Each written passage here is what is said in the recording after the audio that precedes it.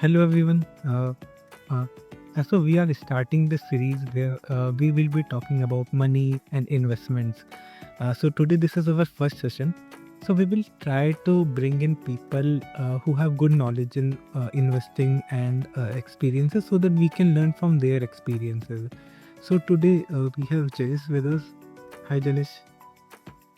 Hi, hey, Manshu. Hi, all. And Yeah, so let me introduce Jenish. So I know Jenish from college, so he has been a good friend of mine, and he's an investment enthusiast. So he's investing for more than over 8 years, and he has done his MBA in finance, and he has worked as an investment banker with UB.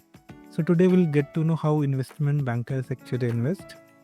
He's handling a portfolio of around 1 crore rupees, and he follows value investing framework, which I also do have a good belief in. Following this value investing approach, he's able to generate a 25% annual compounded return. So over last 5 years, which is really phenomenal. So Janice, thank you for being here. sure, thanks, Himanshu. Thanks for inviting me to, share my views and thoughts. Thanks a lot for the opportunity. As tips, I want to know from you, like what are the different options people have in investing, and should people invest in equities, like if at all they should. Okay, so to start with, right, for a retail investor who wants to invest in India, you have the usual, way of investing into gold and real estate, which we all very much know. And then after that comes, we are looking at a bond market opening up now to investors, retail investors. So that's something that's happening on one side. And then, so these are all, with sort of very predictable return making instruments, you can say. And then you now have, apart from FDs that you have at banks, you are now seeing a lot of this fintech companies coming and giving out high return bonds from which are basically issued by, say, AA plus and AA and the B rated companies or BB rated company sorts, which give you a yield of around 12-13% sorts. So that is also there. So I mean to say, for a investor here, from a debt standpoint, you have really good interest making instruments which come with its own risk, and it boils down to say debt mutual fund, and then you have your fixed deposits and bonds, etc. So these are debt parts which we are all well aware of. And coming to the other side, in terms of equity, we have mutual funds, and you have the bigger parts which are PMS and AAFs as well, right? And these would be the broad investment avenues for a retail investor, depending on the person's the sort of money he has to invest in. Starting from mutual fund, maybe in the bottom rank, in equity, then it comes into PMS and AAF. And I think those are the investment options we have, probably from a retail investor standpoint. And I think, to your question, second question, where should investors invest in equity, right? I think that is something which they must do. That is an opportunity which investors must seek and harvest, given you can draw a lot of parallels with, say, our country and the Western countries, such as, say, US, or a lot of European countries, where the large part of the financial savings is in equity markets and debt, more in the organized financial investment sector rather than in real estate or gold, locked into real estate or gold, I would say. And that kind of a transition is happening at a very slow pace in the Indian markets. And to imagine a large chunk of retail investors coming into equity markets itself will give a huge growth in a long term in terms of the stock market growth. So from that perspective, I think it's good at this point of time, or maybe even for trading or even more, to be invested in Indian equities to reap the benefit of India growing and making money in various sectors. So I think it's you draw a comparative between various countries as to where each and every country is and the kind of growth a country is looking to give. I think in that perspective, India is growing incredibly with very low risks. We have a very stable political environment. We have a extremely strong consumer-driven economy, which can support itself, which is a lifesaver for India. So, given all these things and the kind of young population that we have, I think we have a huge runway for growth, and to harvest it, I think equity should definitely be a area which investors must look into being in India, or not just investors, be it anyone who's saving up money, right? I think it should be definitely a part of the option, a part of their investment portfolio. Proportions can vary depending on the age and other factors. That would be my thought around equity from investing in India standpoint. Yeah. Interesting perspective, Jenish. So what I also want to add here is there are ways of investing into equity. So you mentioned mutual fund, you mentioned PMS and AIF. So for our views, anyone can start with mutual funds. So in mutual funds, you can start with as low as 500 rupees. Whereas for the amount required is 50 lakhs. For AIF, I think it is big crore. For people who are starting to take exposure to this equity market, mutual fund is a really good option. It's low cost, it's transparent, it gives market linked returns and everything. It's interesting to know your perspective, Jenish. Thank you. And so Jenish, when people invest, people who know equity markets, so they understand it, but other new people, so they think it is very risky. So what do you think, what is risk in terms of investment perspective? How do you view risk? So to start with, right, investment is, or equity investments per se in secondary markets or the listed space is not a very easy thing to come by. Making consistent returns is not easy, and it's not as easy as you buy a stock and you hold it and you sell it and you make money. It's not that straightforward. It does come at a risk for sure. There is a risk to it.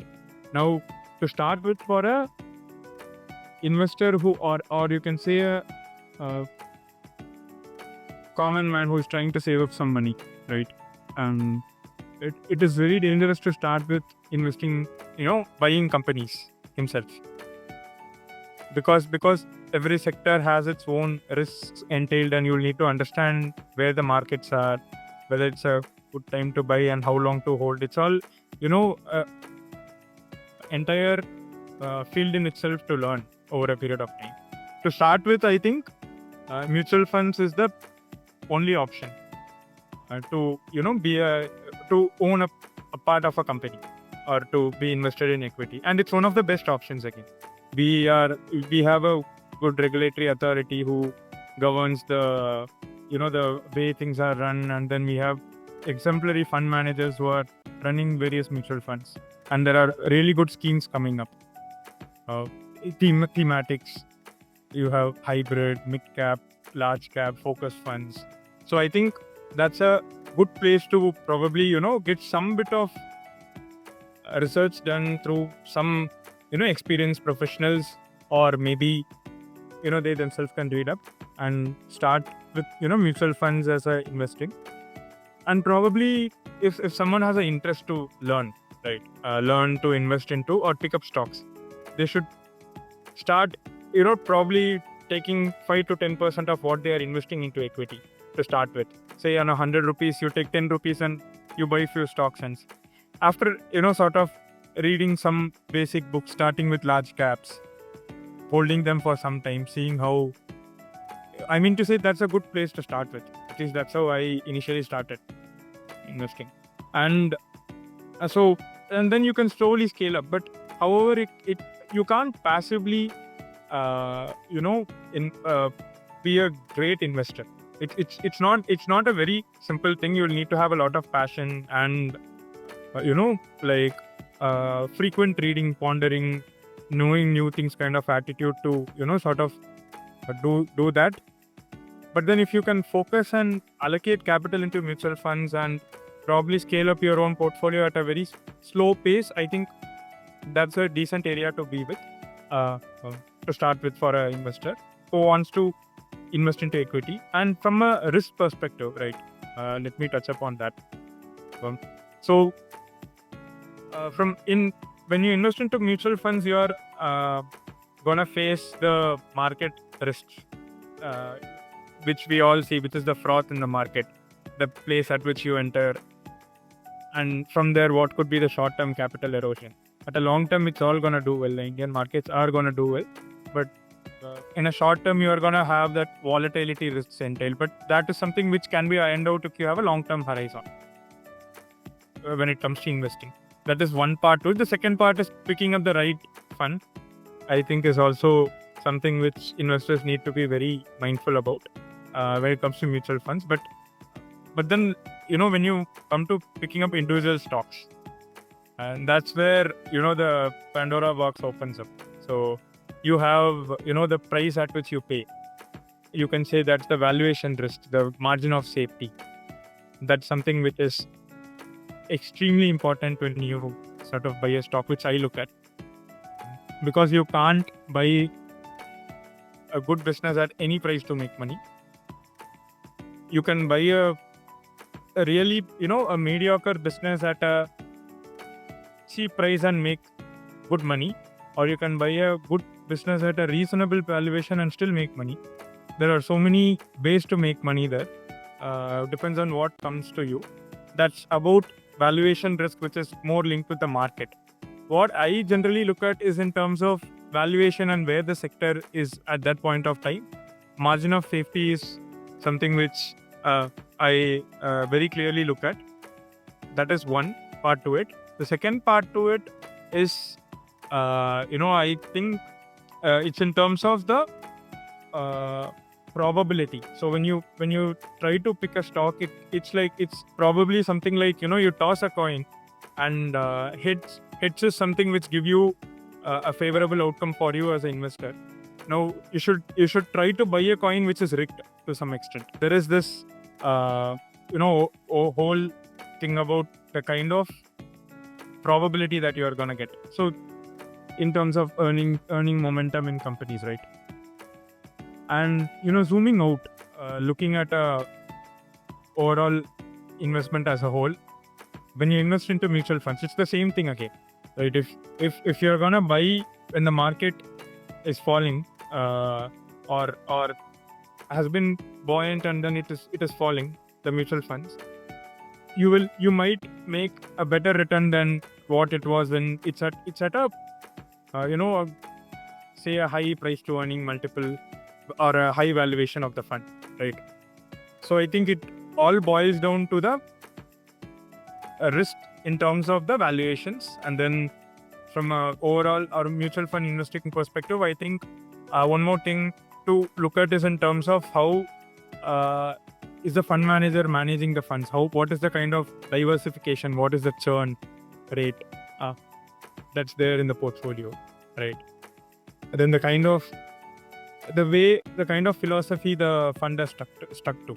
It holds good for a mutual fund or a PMS or a AIF. You can see so many funds out there who talk something 3 years back and they change after 3-4 years. When the trend changes, they change with the trend.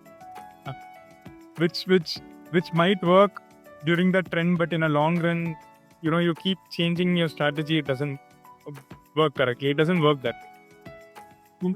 Say, for example, and all of this information is available in the fund documents, which many people don't read. And then if they read, like, we'll have to see like how it is evolving over time. So but they said like 3 years back, are they stick to it, or like they are keep on changing? So like 3 years back they said like this is what we'll achieve, so whether they are able to achieve it or not, so that tracking should also be big part of people's analysis. yeah, that's exactly what. That's something that focus should be there. You have mutual funds which are very focused in terms of the kinds of companies that they buy, who are ready to, or you would have seen a lot of mutual funds who bought into PSU stocks when the PSU valuations were low. I'm talking about 5-6 years back, when the entire market was, neglecting that space. There are so many good mutual funds who picked it up.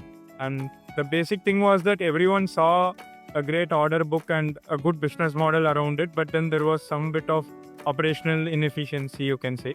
And it all went away, and today the order books are great, and then the stocks have, given very good returns, right? Kind of a value investment framework, something which, the fund shouldn't swing by what's happening around. It should go by that framework strong, and I think those are funds which will do great over a period of time. So to summarize, like what you have mentioned, so you talk about when we invest in an individual company, so we have company specific risk and we need to have a lot more research, understanding of the company. And then when we invest in mutual funds, because fund by itself is invested into 20-30 companies, so the individual company specific risk goes away, and what stays is the market risk. So to tell people, market risk is like the probability of what happened during COVID times. The whole market went down. So it was not some problem with the company, but it was general overall economy problem. So that is the market risk. And when you invest in mutual funds, you do not have to do so much of research as you have to do in individual company. You have to understand basically whole industry, how it will evolve, to take individual positions. So that was like really interesting answer. Highlighting on one more part of risk is then people who are very new to equity, they feel like their money will they'll face lot of their principal might get lost. So I just want to take an example what happened during COVID time. So if we see the market before COVID highs and the point at which it was lows in the COVID, so it was a 30-35% fall, and that is an extreme scenario. Okay, so generally it's not like people hold principal and capital will go down. So like COVID, which was the biggest fall, it was like 30% down, and then if people have stayed invested for a year or so, they would have easily doubled that money. So then we invest in a group of companies, so the portfolio is highly stable. And how the industry define risk is they define volatility as a risk. So the prices are going up, but in the long run, like you mentioned, like India has a strong growth, and like a lot of people are coming into equity space. So in the long run, we can see like the market will go up, and so you'll make money. So basically, you'll have to short term fluctuations and everything. Yeah. I mean, see, like during COVID also, right? I'll just highlight a point here. So the market was falling, right? Now no one knew what's going to happen next, right? It could be even probably the end of the world, and that's how it was looking like, right? And at that point of time, people were talking about volatility. Left, right, center, they were all talking about volatility. If you could just for a very common man, right? When you just look at how what's happening on the ground, right? You don't have to go and understand companies. Like for example, during peak of COVID, I just walked to two, three shops near my house which were open, the grocery shops. There's like can I get one pack of Britannia biscuit, right? And they were like, we only have Dukes or like Parley, etc. Britannia, the stock is out. Everything is sold out. That's what they were saying. It it it it it's so easy to guess what the numbers would be. Like there is no much thinking to do. The market leaders' stocks are exhausted. I was literally not able to find one retailer in my entire area who was selling any Britannia products. It was all done. It was all gone. It was sort of like a no-brainer on certain companies over there. Take pharmas or the FMCG companies, right? So I think beyond looking at what's going to happen as a whole, you take small cues here and there. Even a common man, I think, can understand how things would pan out in that market. Yeah, that's something I just wanted to add. It's so simple. It's common sense, basically. And then even actually these type of challenges come to companies who are more efficient, who have more capital, they wanna survive. And there'll be few people there'll be few companies who are not so adequate. So they'll definitely come out of the market, and then those market share will go to more organized and bigger players. So bigger and better companies will continue to grow bigger and better. Yeah, that's clearly there. One instance would be that, I mean, little technical here, but what happened was during, I was investing into the plastic piping industry at that point of time, and I was going through the commentaries. This was what one of the companies, I don't want to quote the name, but the management was saying that the raw material of piping industry, to the resins basically to make the pipe, raw materials prices have doubled. Now, when the raw material prices double, right? Just imagine a small scale, pipe manufacturer. His working capital is going to double, right? His working capital is going to double. Now, at COVID, no bankers are going to come and fund him. It's not easy to, raise money at that point of time. And the pipes are not getting sold because there was a lockdown. So just imagine the kind of pressure the smaller players would go through, the unorganized small players would go through, and the kind of consolidation. I'm just giving one example, but every industry was facing this. It turned out to be remarkable for large companies in terms of consolidation, for sure. Yeah. Yes. And then it will happen with every challenge. So Jenish, I also have one question for you. So what are your learnings? You have been investing for so long. So what are your learnings, and what are the advices you want to give to people? So there are two types of people. So who have a small capital, and then who are having more capital. So people who are in who are salaried, and they just want to do it. They don't have a corpus yet created, but they want to build a corpus. And then also tell for the people who already have a decent corpus, how should they look into it? Okay, so we start with people who don't have a large corpus, right? I think a lot of us would fall into that category. So people who are trying to build a corpus for themselves, I think, from a, you can say, they should cut in terms of the lavish spendings and start saving, start investing. It's very important to start very early on, so that you have the compounding in your favor, the basic math we all know, right? And so that we can have a comfortable life when we actually need that kind of comfort. When you actually have a large family and you actually have a lot of expense, that's when you need all the comfort. You need the cushion of having a good buffer in your pockets, right? So I think it's very important to start very early on, and focus in investing in the equity markets, because that is the only place where a retail investor with a small corpus has access to earn a double-digit growth consistently over a long period of time. We should at least look at 13-14% at least to start with. it's very important to take a good proportion of the money and invest in equity, less in terms and lesser money in the fixed income segment, and make sure that you are invested for a good 15 to 20 years of time to make that necessary corpus. Yeah, that would be a very simple thing to do, I think, and would be my sort of opinion on that. People with larger corpus, I think, you have access to PMS and AIFs, obviously.